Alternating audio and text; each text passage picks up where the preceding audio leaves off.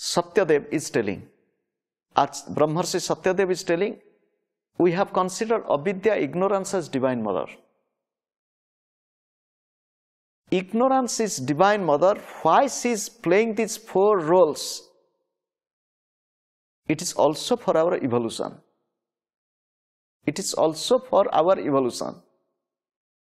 As we have discussed, truth is not for all. Truth is not for all, it is for few. For whom is truth?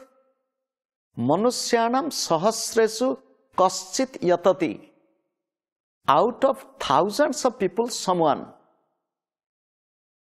Sahasresu, it is in plural. Among few thousands, someone. Not 1 in 100, not 1%, not 0.1%. It is even 0.0001%.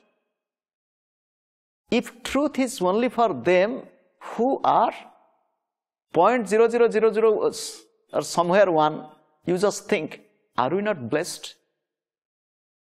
Is it not the grace of Divine Mother, even in the form of ignorance, showing that this is ignorance, go into truth?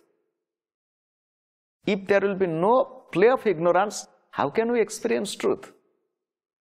Gurudev gave example. You want coconut. You want to release coconut flesh or coconut water. If you want, you have to take away the skins first. You have to break the hard shell. Then you can have the taste of delicious water, coconut water, and delicious flesh in coconut. In the same way, outside is the play of ignorance, but behind is play of truth. One who knows truth, it is a movie, nothing else. But one who doesn't know truth, he thinks it is so real, so vivid. So after describing avidya and its function, out of the 5, we have discussed before that avidya is considered as the womb.